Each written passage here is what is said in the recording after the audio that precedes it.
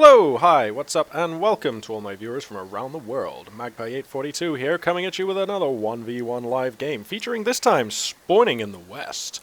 We have the Soviet forces of the controversially named HOI-Helpingkunts. And spawning in the east, we have the Overcommand West forces of Zielaczek33333. I think we'll just be calling Zielaczek33333, we'll just call him Z. And this HOI-Helpingkunts, we're just going to call him Help, or Helping, or maybe just Hoi. Hoi is good. I like Hoi. The map today is Kholodny Ferma Winter. This is a map I imagine everyone's quite familiar with by now. We've got quite a heavy dissymmetry on the victory points. So we've got two up here in the north, one here, and just one down to the south. So holding the north edge of this map is pretty much the way to go. Now, it'll be really interesting to see if Zielaczek manages to establish his Schwerwehr I just have this suspicion that putting it here is going to be a really good spot. It's easy to get to, you can do it early, it's very easily defensible, your opponent can't approach it directly, and it has some decent line of sight blocking, as well as being a useful fallback point, which will pretty much entrench you in this northern area of the map. And I always see Overcommand players pretty much doing what they do on the summer version of the map, and deploying their truck here, or like here, or even like just basically in this area. And I think that is fine on the summer variant, but I just think here on the winter variant on the map, because of the victory conditions being in different places, yeah, best bet is to put it somewhere further north. Zielaczek has chosen the scavenge doctrine. Again, I'm sure we're all familiar with this. If you're not, just take a moment now, just pause the YouTube video, and you can read to your heart's content. And we just have the first shots being fired here as a garrisoned unit of conscripts going to take a shot at these folks. The USSR commander has chosen shock rifle frontline troops. So let's just remind ourselves here, we get the shock troops, we get the camo for the Zis guns, you get the artillery barrage, which is great, you get the KV-8, very useful, and finally you get the IS-2 in the late game. So a very popular commander. I see him used quite a lot from the USSR. Yeah, he seems to be the most sort of straight-up generalist commander. He doesn't give you anything particularly weird. There's no left-field strange tactics going on like when you use, say, I don't know, Lend-Lease or Soviet Windustry. He's just very much Russia using strong units and just trying to play the default Russian game. I'm just going to mute my mic 1 second. Sorry about that, just clearing my throat. So, we have a scout car with some engineers loaded up, so we're going to have some clown car shenanigans. We're going to see a flamethrower upgrade coming up as soon as he has 60 munitions, which will be in about 30 seconds. Here for Hoi. These Volks are going to want to get out. The weight of fire from a scout car probably enough to displace them, and seems that Zielaczek judged that correctly and doesn't even want to take any damage or try and exchange any models on his Volks. Just going to get out of there, which seems fair enough. The initial victory point advantage going to the Axis hands. Zielaczek managing to take 2 of the 3 victory points, which is pretty good. Seems like he's gone 3 Volks after his Storm Pioneers, getting a Rakettenwerfer, probably in response to having spotted the scout car, whereas Hoi has gone for 3 squads of conscripts and, of course, that scout car. Let's see what the tech choice is for the Russian player. He's gone for Tier 1, of course. Oh, well, of course, yes, because he's got a scout car. So, Tier 1, the tech choice there. Where's the Schwerwehr for Zielaczek on? It is still not deployed. It's just sitting here.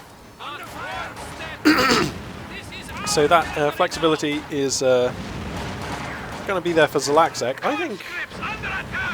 Oh dear, this is going to be a squad wipe as the scout car. Yeah, going to brutally chase down those Volks and mow them down for an early squad wipe. Around about the 3-4 minute mark, and definitely not what you want to have happen if you're an Overcommand West player. Obviously losing a squad is bad, but these early squads of Volks Grenadiers have the whole game to vet up, and these are the guys who around about 15 to 20 minutes into the game, you see them being like veterancy 4 or 5 with a Panzerschreck, and they're like the bread and butter of your army. So to lose them this early, it slows you down, sets you back, costs you some manpower, but crucially means that they're not going to be that strong in the mid game, so the implications actually quite far-ranging. Storm Pioneer is going to force the displacement of these conscripts who were were building a sandbag fighting position. That's not going to be any use for them. Meanwhile, fortifying to the south as well. These conscripts making some good use out of these sandbag fighting positions, that's for sure. This will stop a few bullets. This will stop a few bullets. Yeah, for Soviet Russia, Dobrakvich, meine Sturmkavalleristen, Starova. Is some Russian-sounding words that I happen to know. And it's pretty much just a quiet moment here. I think Zielaczek is waiting for an engagement where he can take the scout car. Looks like he's going for the Battle Gripper headquarters. Wow, I assume by the positioning that this was going to be the Mechanized Company HQ. Not sure what I think of this positioning for the Battle Group headquarters. I mean, he's spending 200 manpower and 40 fuel to have medics where he falls back and the option to build like light guns and the Jagdpanzer. So only light guns immediately like doable there. And I'm just not sure that 200 manpower and 40 fuel is worth it for medics at your HQ. I mean, you can take a view on that one. Maybe it is, maybe it isn't. Maybe there's a lot that I don't know. Maybe I'm not as good a player as you are, whatever. But I just think if you're going to deploy your truck this close to your base at this stage in the game, you know, make it the mechanized headquarters. Get access to some quite punchy units that can take you through the early mid-game. Because I just don't think that spending that amount of resources to build light guns, which is pretty much it, and have, you know, a bit of healing, I just don't think that's worth it. Anyway, Scout Car's going to come down to the south, going to find 3 squads of Volks, going to start roasting and toasting. Where's the Rakettenwerfer? Rakettenwerfer's positioned in mid of maps in a building, so it's actually not going to be any use whatsoever. And we're still a good 15 munitions, which is going to be like another 45 seconds more or less away from a Panzerschreck on these Volks for Zielaczek. So this Scout Car, I mean, if it wants to, I don't know why it's not getting in there, because it really can. If you could just pull it up to behind this fence here, just start roasting and toasting, gun some guys down. And this is pretty much the only combat on the map right now. Some Storm Pioneers going to run into some conscripts in a building here. That'll be enough to push them away. And so they're not going to get any work done here. Wow, he is pretty good with his awareness, is Zielaczek. Wow. I chose this game. I'm recording this on a Saturday evening, so I'm hoping that the servers are busy, and there did seem to be a long list of games sorted by rating. So hopefully Saturday evening there's going to be a few good players on, something like that. So yeah, I don't know. I mean, you generally have more players on at a weekend, of course, because you know there's not a school day tomorrow. So anyway, we'll see how this game turns out. Rakettenwerfer are going to be losing some shots for no real effect against some conscripts in mid. Here comes the Scout Car. I would have liked to have seen the Scout Car just kind of harassing the Volksgrenadiers a bit earlier. Wow, one Volksgrenadier model got left behind. That is unusual, but anyway, he has now been flamed. Sandbag fighting emplacement is going to be taken out. We do now have a Shrek on this squad of Volks, so I'd like to see that Shrek. He's going to get a good hit there, and the Rakettenwerfer is just out of range, so no dice on that one. Scout Car's going to skedaddle, go and get some repairs on. Meanwhile, these Storm Pioneers managed to find a route through the Russian forces. Going to start capping this point, and they're going to want to... They're going to want to do something. Oh wow, Jaeger Light Infantry being spawned in this building, immediately sniping a guy out the squad. So that's pretty useful.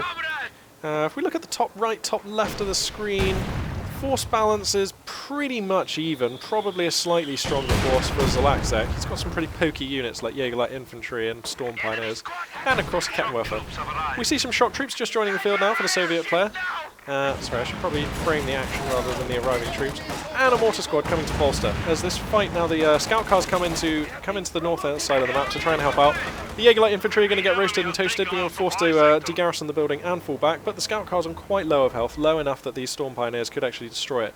Funnily enough, actually, the STG-44s, especially if you get them into short range, are actually quite dangerous for a Scout Car. So you have to respect the Storm Pioneers if you're a Soviet player. Gotta respect them. And Scout Car's going to come up here, going to get repaired by these engineers, I'm guessing. Go for a bit of repairs on that. Meanwhile, the Axis forces are going to take the southern victory point. Scores right now, not much between them. About 38 points, so that's not right, is it? Damn it. Anyway, so yeah, not much of a margin for either player, although of course it's early days. These shock troops are going to displace these Volksgrenadiers, I hope. Yeah, there we go. It's a worrying moment when you've got a squad of 5 models who are under half health and they're being closed in on by a squad of shocks. Like that they can all just die really quickly, so you want to just fall back, you don't want to try and trade really, unless you've got some kind of super cunning plan going on. Conscript's going to rush in, Mortar's going to get set up probably... No, not behind the tank, he's going to go for the sandbags, I guess. And that'll be in a good position. Russian player here, HOI, is going to find this Schwerwehrmachtschlepper well before it deploys, and that's going to be a real frustration for the Overcommand player. He's got the fuel, he's got the manpower. Wow, he is floating a lot of manpower, he needs to start spending that. That is... There we go, he's just purchased something. Tell me he didn't just buy the forward fallback point. Okay, he didn't buy that. Oh, he got some more Jaeger Light Infantry, that's what that is, cool. Yeah, so I think he wanted to deploy the Schwerwehrmachtschlepper, and I think he wanted to deploy it like around here. But that plan is just completely out the window now, and if we look at the mini-map, tell you what, let's crack out the tactical map. We can see that the territory held by the Axis player, pretty small. Let's take a look at the resource income. Zielaczek getting just 8, HOI on 36. Oh my goodness, and the shot troops are going to make a dive. They could go for the Jaeger Light Infantry, but they're not. They're going to go for the Vermac Schlepper. Now they go for the Jaeger Light Infantry. Seems like a better choice. And that's going to force them out. Looks like they're going to go for the Raketwerfer as well. Could see a grenade used into this building. And whilst they're throwing that grenade, we see some Jaeger Light Infantry just getting rid of that mortar. So a small pickup there for Zielaczek, who, it's fair to say, now finds himself in an inferior position, behind on map control, behind on units, getting harassed, and the enemy is managing to leverage their units to maximum advantage against his own. And this Vermac Schlepper is in danger. Why did he not get further out? Oh my goodness me, the engine is now destroyed, and you have to think that's a dead Vermac Schlepper, which pretty much forces Zielaczek onto the Jagdpanzer plan. There it goes. And it's pretty much Jagdpanzer or bust, I would have thought, at this stage. Which is not a bad plan. It's a great backup to have. And now I bet he's glad that he does, well, I don't know actually, because if he, I was going to say he's glad that he has the Battle Gripper headquarters, because that enables him to go for that Jagdpanzer, but you know what? If he had the Mechanized Company here, he'd have more fuel and the option to go for Pumas, which I like on this map. So, yeah, I don't know. I think also a Puma would have brushed away that scout car like ages ago, and you know who's still alive for this scout car. So, that is issues. Wow, grenade barrage being used, but kind of a little bit of friendly fire there, getting some shrapnel in them of these Volksgrenadiers. And that's German shrapnel, you know, it's not the kind that they expected to find in them, but it's the kind they've got. Jaeger Light Infantry going to make a run up to the north. How much munitions is Zielaczek floating? 63, and he has one Panzerschreck, so probably going to go for a second one. I was thinking he might just spend 45 to booby trap some of these points, but I don't think that works. And this scout car is just going to push these Jaeger Light Infantry back again. And there we go. But to his credit, Zielaczek is using the Blizzard to be able to push out and grab some points. And if he can get this fuel point, then he's sort of back in the game a little bit. It's going to be another... It's going to be another 105 seconds, so minute and 45 till he gets another Vermac Schlepper. So I'll be curious to see if he does decide to go for the Jagdpanzer or not. And I think this is a fine map for a Jagdpanzer. I mean, like, you know, if you position it here, it pretty much like locks down this entire area, or you can bring it up and down, and it's a pretty good unit. It's got the good range, rate of fire, and penetration, and this is a nice open map. Oh dear, these Storm Pioneers. Oh dear, the fallback path is taking them around the building, and you've got to think, yeah, they're dead. That is sad times for Zielaczek. And these Jaeger Light Infantry are going to share their fate unless there's a fallback pretty pronto. Is that on time or is that too late? I don't know. They're down to one man. He's getting shot up. I think he's going to get out. Those PPSHs, submachine guns at the best of times. They don't quite have the mid and long range punch, and that's going to enable this squad to get out of there, which seems fair enough. And meanwhile, just capping a point to the top of the map, and this is great. He does have the munitions. Let's see if he goes for a Panzerschreck. No, you know what? He's just going to GG. And I'm not sure that there's any particular single incident around the map which caused him to GG, or they was just feeling despondent about the general situation. Can't blame him. If we look at the force distribution, oh wow, a T-70 is just entering the field as well. HOI-Helpingkunts was well in control of that.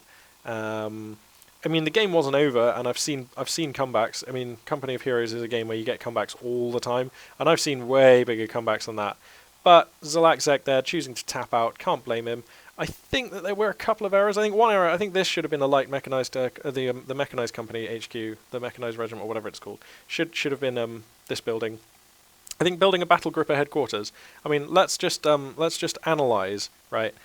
What actual contribution to this game did building this building in this location make? He didn't build a single light gun. He didn't build a single infrared half track. He never used the forward fallback point. I mean, why would he? It's too close to his base. So basically, all it was doing was healing dudes in his base, and that's not enough. For 200 manpower, 40 fuel in your first truck, it's not enough. If you're going to build your truck in your base, Magpie's tip of the day, make sure it's the tier 3 mechanized one, so you can get Pumas, flak half tracks, and Werfermans, and also that bonus fuel income to speed you on. If you're going to build the battle gripper headquarters, and I do this probably in 80% of my games, I build this one first, but I put it in a position where it has a lot more impact on the game, and it gives me, like, you know, a position of strength on the map. And that was not the case this time. So, possibly not the most interesting game, but an educational one there from the point of view of choices that the Overcommand player has moving through the game. Solid play from the Soviet player. No real blunders or errors, and transitioning well into the sort of mid game there. So, yep, that was pretty cool. Thanks very much for watching, and this is Magpie 842 signing out.